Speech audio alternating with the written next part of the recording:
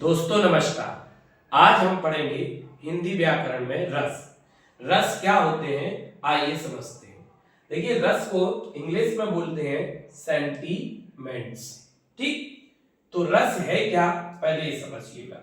रस का शाब्दिक अर्थ होता है आनंद। रस का शाब्दिक अर्थ क्या है? आनंद। अर्थात जिस काव्य को, कविता को पढ़ने से या आपके सुनने से मन में जो भाव उत्पन्न होता है, उस भाव में जो आनंद होता है उसे हम रस बोलते हैं। अब रस जो है, सबसे पहले ये समझते हैं, ये काव्य के तीन अंग होते हैं, एक रस, एक छंद और एक अलंकार। काव्य के कितने अंग हैं? तीन, एक रस, एक छंद और एक अलंकार। तो आज हम रस के बारे में बात कर रहे हैं। रस का शाब्दिक अर्थ होता है आनंद, यानी जिस काव्य को, जिस कविता को पढ़ने से या सुनने से जो मन में आनंद की अनुभूति होती है उसको हम रस बोलते हैं। पाठक या श्रोता के हृदय में स्थित स्थायी भाव ही विभाव आदि से संयुक्त होकर रस का रूप ले लेते हैं। रस को काव्य की आत्मा बोलते हैं। काव्य की आत्मा, ठीक है, ये किसको बोला जाता है? रस को। काव्य की आत्मा या प्राण तत्व कहते हैं किसको? रस को, सेंटिमेंट्स को। अब आते हैं रस के अवयव या अंग में, यानी रस के कितने हिस्से हैं या अंग हैं। तो रस के चार हिस्से हैं या चार अंग हैं। एक स्थायी भाव, दूसरा विभाव, तीसरा अनुभाव और चौथा संचारी या व्यभिचारी भाव। स्थायी भाव की संख्या मूलतः 9 है, विभाव जो है वो 2 है, अनुभाव 8, संचारी या व्यभिचारी भाव की संख्या 33 है। एक बार फिर सुनिए, रस के अंग 4 हैं, एक स्थायी भाव, एक विभाव, दूसरा तीसरा अनुभाव और चौथा संचारी या व्यभिचारी भाव। अब स्थायी भाव जो है इनकी मूल संख्या 9 है। ठीक, स्थायी भाव होते क्या है पहले इसके बारे में चर्चा कर लेते हैं। देखिए स्थायी भाव का मतलब है प्रधान या मुख्य भाव। प्रधान भाव वही हो सकता है जो रस की अवस्था तक पहुंचता है या रस की गहराई तक पहुंचता है, उसी को हम स्थायी भाव कहते हैं।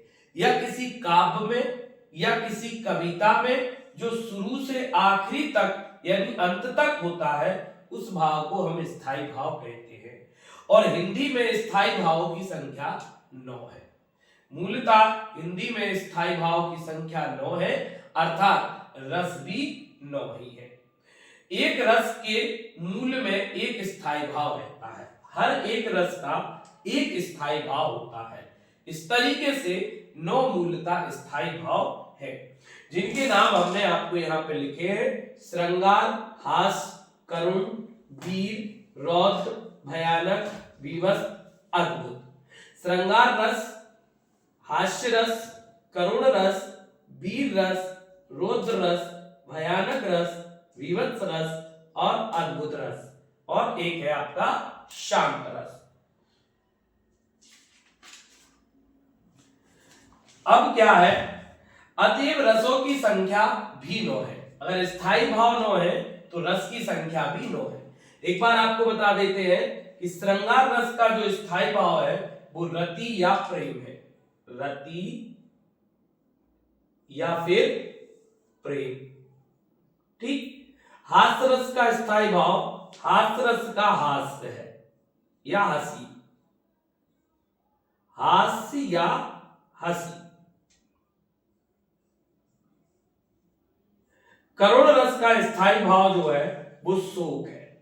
करुण का मतलब होता है शोक, दुख। वीर रस का स्थायी भाव उत्साह होता है। रौद्र रस का स्थायी भाव क्रोध होता है। ठीक, भयानक का जो है वो भय होता है। विवश का जुगुप्सा या घृणा होता है। जुगुप्सा या फिर घृणा। और अद्भुत का स्थायी भाव विस्मय या आश्चर्य होता है। ठीक, फिर से एक बार देखिएगा। श्रृंगार रस का स्थायी भाव रति या प्रेम है, हास्य का हास्य है, करुण का शोक है, वीर का उत्साह, रौद्र का क्रोध, भयानक का भय, विवश का जुगुप्सा और या घृणा, और अद्भुत का विस्मय या आश्चर्य। और शांत का जो स्थायी भाव है वो आपका सम या निर्वेद या वैराग या वीतराग है। सम या फिर निर्वेद या फिर वैराग्य या फिर आपका जो है वीतराग है, ये शांत रस का है। तो मूलतः हिंदी में रस की संख्या भी 9 है, जिन्हें नव रस कहा जाता है। ठीक, बाद के आचार्यों ने 2 और भाव वात्सल और भगवत विषयक रति को जोड़ा है, यानी 2 भाव और हो गए। एक आपका जिसको हम 10वां नंबर कह सकते हैं वो है आपका वात्सल। ठीक,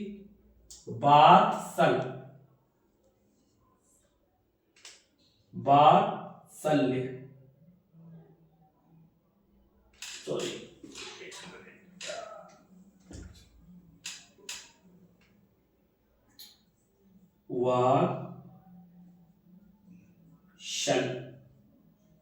और 11वां जो है वो आपका जो रस है वो भगवत विषयक है।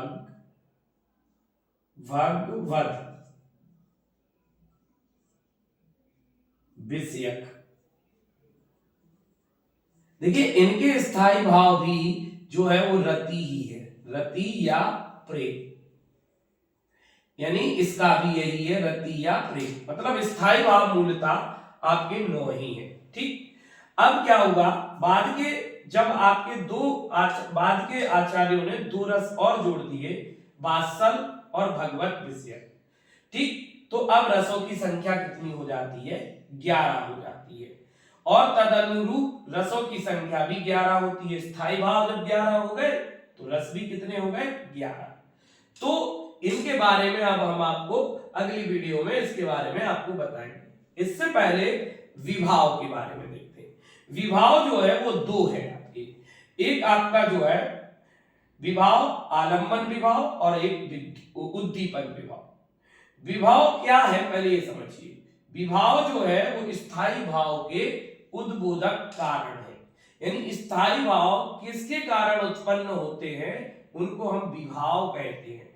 और विभाव 2 है, एक आलंबन और एक उद्दीपन।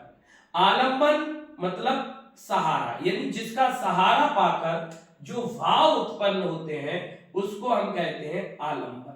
ठीक, इसके 2 पक्ष है, एक आश्रय आलंबन और एक आपका विषय आलंबन। आश्रय आलंबन जिसके मन में भाव जगता है उसे हम आश्रय आलंबन कहते हैं, और विषय जिसके प्रति भाव मन में जगता है वो विषय आलंबन कहते हैं। जैसे कि एक एग्जाम्पल से समझते हैं, राम के मन में सीता के प्रति प्रेम जागा, तो क्या होगा, राम और सीता ये आपके जो है आलंबन के 2 पक्ष है। राम के मन में जागा तो राम कौन हुए? आश्रय। और किसके प्रति जागा? सीता, तो सीता कौन हुई? विषय। तो जिसके मन में भाव जागता है वो आश्रय आलंबन होता है, और जिसकी वजह से जागता है वो विषय आलंबन कहलाता है। तो विभाव का मतलब होता है कि जिन कारणों से भाव उत्पन्न हो रहे हैं उन्हें हम विभाव कहते हैं। और ये 2 है, आलंबन और उद्दीपन। आलंबन का मतलब होता है सहारा, यानी जिसका सहारा लेकर जो भाव उत्पन्न होते हैं वो आलंबन कहलाते हैं। इसके 2 पक्ष है, आश्रय आलंबन और विषय आलंबन। अब अगला है उद्दीपन। उद्दीपन क्या होता है? उद्दीपन माने होती है वस्तु। ठीक है, ये इसमें हम ये कह सकते हैं प्राणी, प्राणियों के मन में जो भाव उत्पन्न होते हैं वो आलंबन है, और वस्तुओं के कारण जो भाव उत्पन्न होते हैं वो उद्दीपन होते हैं। जिन वस्तुओं या परिस्थितियों को देखकर स्थायी भाव उद्दीपित होने लगते हैं उन्हें उद्दीपन विभाव कहलाते हैं। ठीक, जिनके कारण से, जैसे कि चांदनी, कोकिल गूंजन, एकांत स्थल, रमणीय उद्यान, नायक नायिका की शारीरिक चेष्टा, मतलब किसी चीज को देखकर मन में जो भाव उत्पन्न होते हैं, जैसे भाई बहुत अच्छी खासी लाइटिंग है, सजावट है, और जिसके कारण से क्या है कि हमारे मन में एक भाव उत्पन्न होता है कि देखिए यहाँ पर कितनी अच्छी जो है सजावट या लाइटिंग हुई है। तो जो भाव जिस वस्तुओं के कारण हमारे मन में उत्पन्न हुए हैं उन्हें हम उद्दीपन कहते हैं। अब आता है अनुभाव। तीसरा जो अंग है रस का वो अनुभाव है, और इनकी संख्या 8 है। तो अनुभाव क्या होते हैं? मनोगत भाव को व्यक्त करने वाले शारीरिक विकार, अर्थात हम कहें कि जो शरीर पर स्पष्ट दिख जाते हैं या शरीर से अलग होने लगती है, अलग। ठीक, तो मनोगत भाव को व्यक्त करने वाले शारीरिक विकार अनुभाव कहलाते। अनुभाव की संख्या 8 है, जिनमें आपका स्तंभ, स्तंभ मीन्स खंभा होता है, स्तंभ। दूसरा है आपका स्तंभ, स्वेद, स्वेद मीन्स पसीना, फिर रोमांच, स्वरभंग, स्वरभंग, कंप यानी कपना, कंप, विवर्णता, जैसे कलर ग्राइंड वगैरह होता है, वर्णांधता रूप, विवर्णता यानी रंगहीनता, अश्रु, अश्रु, चलिए इसको थोड़ा साफ कर देते हैं पहले, अश्रु यानी आंसू, और एक आपका जो है प्रलय। इनके बारे में थोड़ा सा समझ लेते हैं। देखिए स्तंभ, स्तंभ का मतलब होता है खंभा, अर्थात जो इंसान जिम्मेदारियों को उठाता है तो उसके शरीर पर जो आपका एक्सप्रेशन होता है, जो सेंटिमेंट्स होते हैं वो थोड़े अलग होते हैं एक जिम्मेदार इंसान की तरह। तो स्तंभ जो है वो एक अनुभाव है, यानी हमारे बॉडी पर भी ये नजर आता है कि भैया ये इंसान जिम्मेदार है। दूसरा है स्वेद यानी पसीना। तो क्या होता है, ये भी हमारी बॉडी पर नजर आने लगता है, अर्थात शरीर से अलग दिखने लगता है। रोमांच यानी आप किसी एंजॉय के साथ एंजॉय कर रहे हैं तो भी आपके शरीर पर अलग दिखता है कि आप एंजॉय में हैं या परेशानी में हैं, रोमांच। स्वरभंग यानी आप किसी का ध्यान लगाए हुए हैं और आपका जो ध्यान है वो भंग कर देता है, तो आपके शरीर पर जो है या चेहरे पर एक्सप्रेशन अलग नजर आते हैं। कंप यानी कपना, किसी भयानक चीज को देख के डर जाना या कपना, तो या किसी के डर से कपना, तो ये भी आपके शरीर बॉडी पर स्पष्ट नजर आने लगते हैं। विवर्णता यानी कलर ब्राइंड, रंगहीनता, जब ये रंगों में अंतर नहीं हो पाता है तो हमारी जो है आंखों के एक्सप्रेशन थोड़े अलग होते हैं, यानी वो शरीर पर नजर आते हैं। अश्रु आंसू निकलना, ये भी शरीर से बाहर है। और प्रलय यानी आपने कोई चीज अच्छे बहुत मेहनत से बनाई और वो आपके सामने नष्ट हो जाती है, तब आपके चेहरे पर जो एक्सप्रेशन होते हैं वो उसे प्रलय कहते हैं।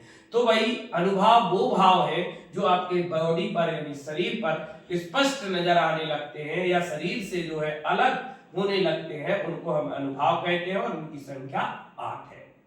अब आता है चौथा जो अंग है रस का, वो है संचारी या व्यभिचारी भाव, जिनकी संख्या 33 है। तो भाई हमने जो पढ़ा स्थायी भाव, विभाव और अनुभाव को छोड़कर जो कुछ बचे हैं वो आपके संचारी या व्यभिचारी भाव होते हैं, अर्थात इनकी परिभाषा जो थोड़े से समय के लिए हमारे मन में आते हैं और फिर चले जाते हैं, उन्हें हम संचारी या व्यभिचारी भाव कहते हैं। यानी आने जाने वाले भाव, थोड़े समय के लिए आए और फिर नॉर्मली हो गए, तो आने जाने वाले भाव को हम संचारी या व्यभिचारी भाव कहते हैं। इनकी संख्या 33 है, जिनको हम आपको जल्दी जल्दी बता देते हैं। देखिएगा, हर्ष, त्रास, गिलानी, शंका, असूया, अमर्ष, मोह, उत्सुकता, चपलता, जड़ता, निर्वेद, धृति, मति, वितर्क, आलस, स्वप्न, मद। अब हित्ता यानी हर्ष आदि भाव को छिपाना, अपस्मार मूर्छा, मरण, विषाद, लज्जा, चिंता, गर्व, उग्रता, दीनता, आवेग, विबोध, श्रम, निंद्रा, स्मृति, उन्माद और व्याधि यानी रोग। ये वे भाव हैं जो हमारे मन में कुछ समय के लिए आते हैं और फिर चले जाते हैं। इनको हम संचारी या व्यभिचारी भाव कहते हैं। तो दोस्तों अब हम आते हैं स्थायी भाव पर। तो स्थायी भाव जो हमारे रस हैं, 9 रस हैं, ठीक उनका एक एक स्थायी भाव है। बाद के आचार्यों ने 2 रस और जोड़ दिए हुए, तो ये टोटल 11 रस हो जाते हैं, जिनको हम विस्तार पूर्वक उदाहरण सहित अगली वीडियो में आपको बताएंगे। तो दोस्तों अगर वीडियो पसंद आया हो तो वीडियो को लाइक करें, सब्सक्राइब करें, कमेंट करें और बेल आइकन जरूर दबाएं, जिससे नई वीडियो आपके पास तुरंत पहुंचे। और वीडियो को फेसबुक पर देख रहे हैं तो हमारे फेसबुक पेज को फॉलो जरूर करें। जय हिंद, जय भारत। मिलते हैं अगली वीडियो में जल्द ही। नमस्कार।